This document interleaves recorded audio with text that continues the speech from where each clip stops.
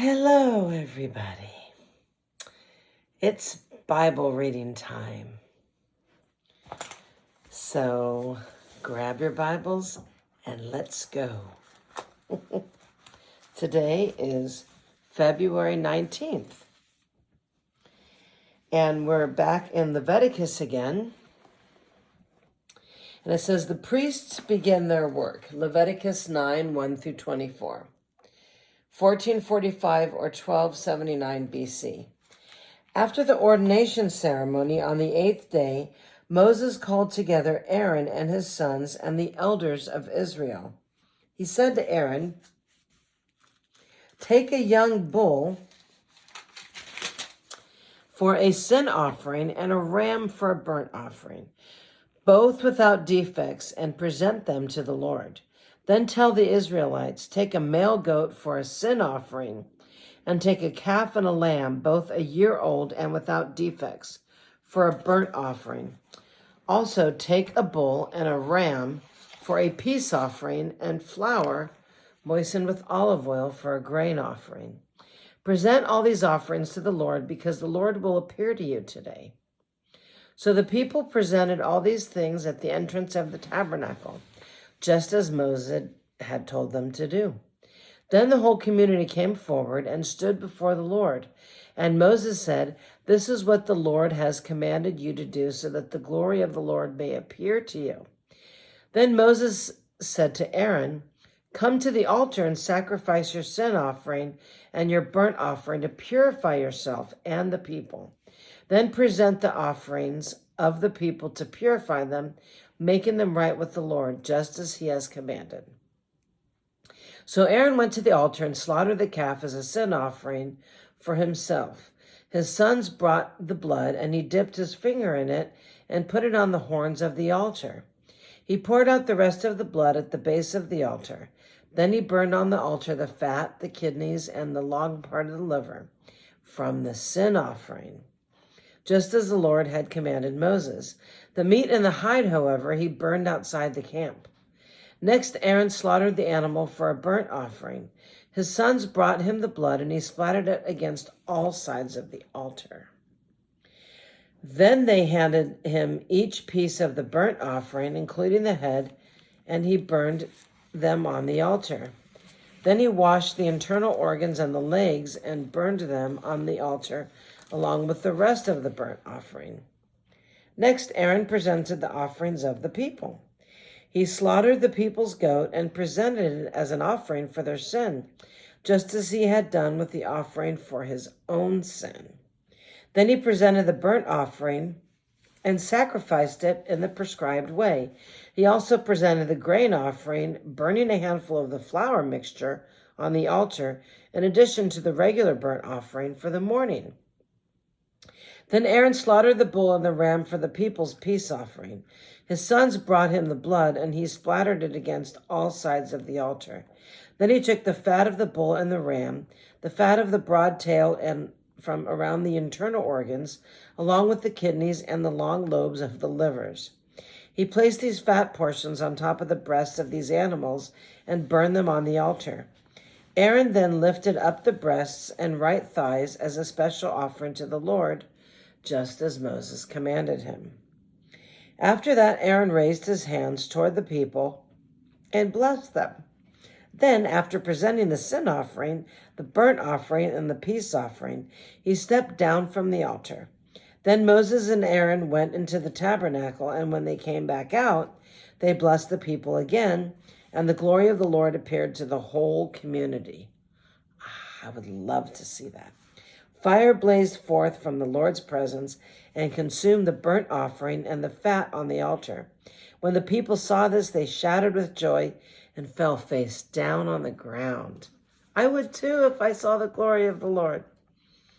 So awesome. The sin of Nadab and Abihu. Leviticus 10, 1 through 7. Aaron's sons Nadab and Abihu put coals of fire in their incense burners and sprinkled incense over them.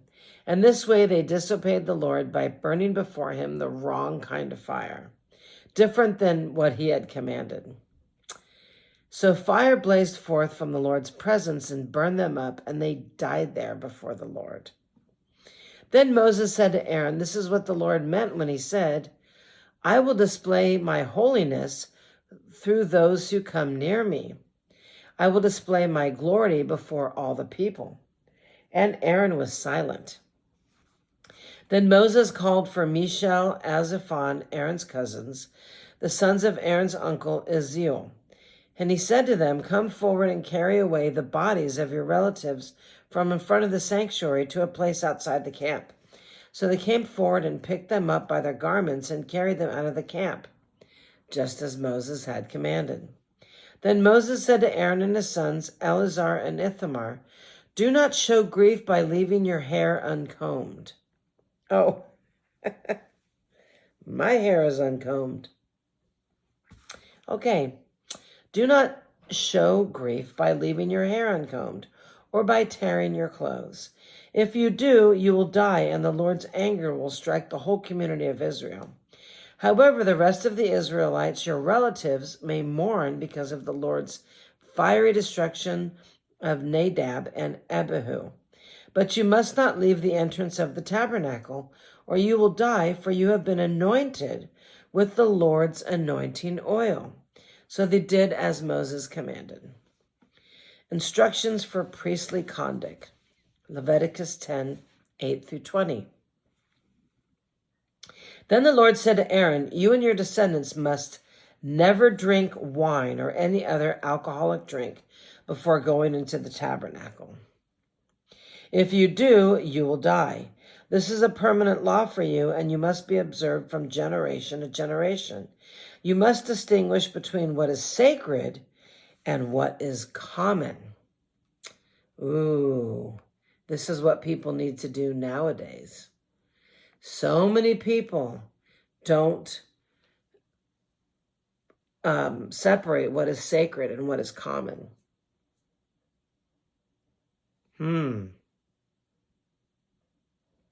Tell me in the comments how people today are doing that.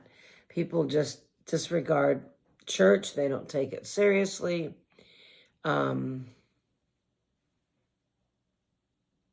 Yeah, they're just mixing common things with holy things. So you must distinguish between what is sacred and what is common, between what is ceremonial unclean and what is clean. And you must teach the Israelites all the decrees that the Lord has given them through Moses. Then Moses said to Aaron and his remaining sons, Eleazar and Ithamar, "Take what is left of the grain offering after a portion has been presented as a special gift to the Lord, and eat it beside the altar. Make sure it contains no yeast, for it is most holy. You must eat it in a sacred place, for it has been given to you and your descendants as your portion of the special gifts presented to the Lord. These are the commands I have been given. But the breast and the thigh that were lifted up as a special offering may be eaten in any place that is ceremonial clean. These parts have been given to you and your descendants as your portion of the peace offerings presented by the people of Israel. You must lift up the thigh and the breast as a special offering to the Lord, along with the fat of the special gifts. These parts will belong to you and your descendants as your permanent right, just as the Lord had commanded." Moses then asked them what had happened to the goat of the sin offering. When he discovered that it had been burned up, he became very angry with Eleazar and Ithamar, Aaron's remaining sons. "Why didn't you eat the sin offering in the sacred area?" he demanded. "It's a holy offering. The Lord has given it to you to remove the guilt of the whole community and to purify the people, making them right with the Lord. Since the animal's blood was not brought into the holy place, you should have eaten the meat in the sacred area as I ordered you." Then Aaron answered Moses, "Well, today my sons presented both their sin offering and their burnt offering to the Lord, and yet this tragedy has happened to me. If I had eaten the people's sin offering on such a tragic day as this, would the Lord have been pleased?" And when Moses heard this, he was satisfied. Ceremonial clean and unclean animals. Leviticus 11, 1 through 47. Then the Lord said to Moses and Aaron, give the following instructions to the people of Israel. Of all the land animals, these are the ones that you may use for food. You may eat any animal that has completely split hooves and choose the cud. You may not, however, eat the following animals that have split hooves or that chew the cud, but not both. The camel chews the cud but does not have split hooves, so it is ceremonial unclean for you. The hyrax chews the cud but does not have split hooves, so it is unclean. The hare chews the cud but does not have split hooves, so it is unclean. The pig has evenly split hooves but does not chew the cud, so it is unclean. You may not eat the meat of these animals or even touch their carcasses. They are ceremonial unclean for you. So nobody was eating bacon back then, I'll tell you that much. Of all the marine animals, these are the ones that you use for food. You may eat anything from the water if it has both fins and scales, whether taken from salt water or from streams. But you must never eat animals from the sea or from the rivers that do not have both fins and scales. They are detestable to you. This applies both to little creatures that live in shallow water and to all creatures that live in deep water. They will always be detestable to you. You must never eat their meat or even touch their dead bodies. Uh-oh. I'm in big trouble because I love crab feeds, and I've messed around with a crab's body that was floating around in the beach one time. It's just floating in the water. So I would have been in big trouble. Any marine animal that does not both have fins and scales is detestable to you. Lobster, crab, shrimp. These are the birds that are detestable to you. You must never eat them. The griffin vulture, the bearded vulture, and the black vulture, the kite, the falcons of all kinds, ravens of all kinds, the eagle owl, the short-haired owl, the seagull. Who would want to eat those anyways? The seagull, hawks of all kinds, the little owl, the cormorant, the great owl, the barn owl, the desert owl, the Egyptian vulture, the stork herons of all kinds, the hoopoe, and the bat. None of those would I ever want to see on any restaurant menu anyways. No, thank you.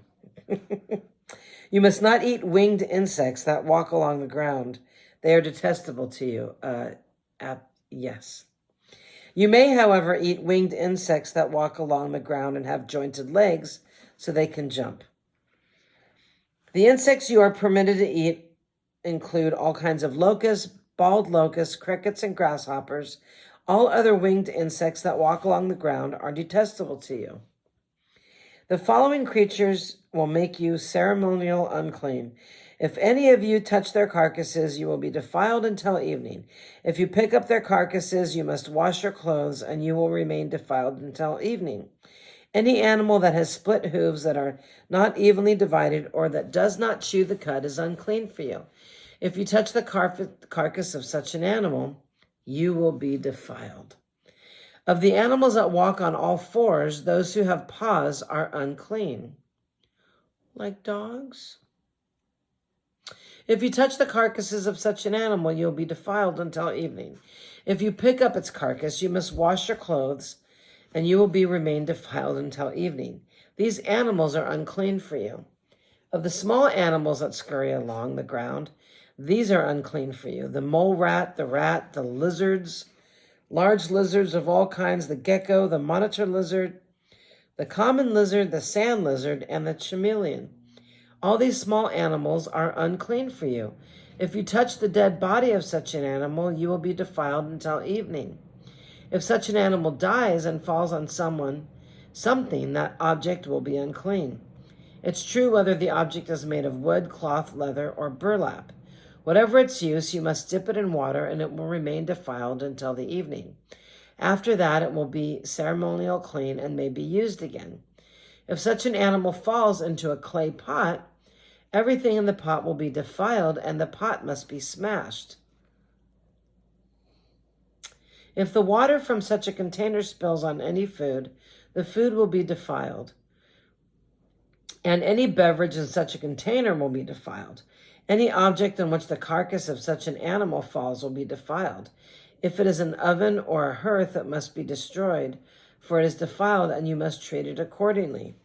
However, if the carcass of such an animal falls into a spring or a cistern, the water will still be clean. But anyone who touches the carcass will be defiled. If the carcass falls on seed grain to be planted in the field, the seed will still be considered clean. Well, that's nice to know. So if a dead lizard falls in a batch of sunflower seeds, I can still plant them and have a sunflower garden. Good to know. But if the seed is wet, when the carcass falls on it, the seed will be defiled. Yeah. Because I'm sure mold and bacteria would grow on that. But if an animal you are permitted to eat dies and you touch its carcass, you will be defiled until evening. If you eat any of its meat or carry away its carcass, you must wash your clothes, and you will remain defiled until evening.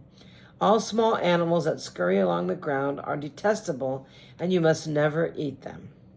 This includes all animals that slither along on their bellies, as well as those with 4 legs and those with many feet. All such animals that scurry along the ground are detestable, and you must never eat them. Do not defile yourselves by touching them. You must not make yourselves ceremonial unclean because of them.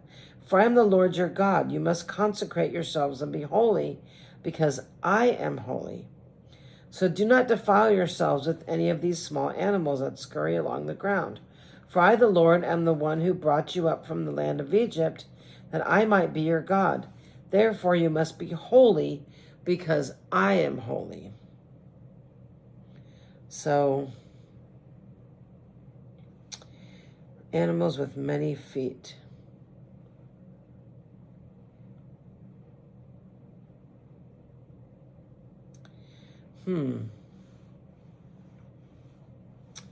Interesting. So we are to be holy because the Lord is holy. And these are the instructions regarding land animals, birds, marine animals, marine creatures, animals that scurry along the ground. By these instructions, you will know what is unclean and clean, and which animals may be eaten and which may not be eaten.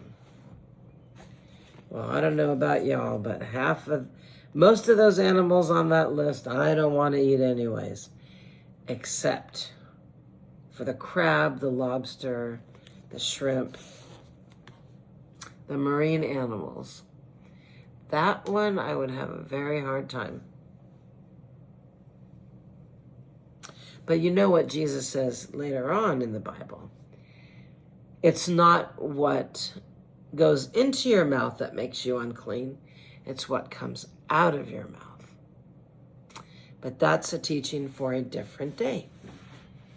So anyhow, I hope you just didn't go to a crab feed and listen to this. Right now is crab feed season. So, and I hope you're not on your way to a crab feed and listen to this.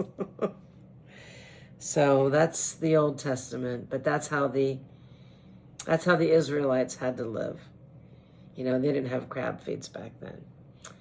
But I do love a good crab feed. Yes, I do. So anyhow, I hope that you're having a great night, and we don't have to worry about that anymore. So enjoy your crab feed, and if you like locust dipped in honey, well, be my guest. Hope I never have to get to that point. I think I do a lot of intermittent fasting before I ever had to eat that. But if I did, well, John the Baptist did it. So you have a wonderful evening, and I will be back tomorrow.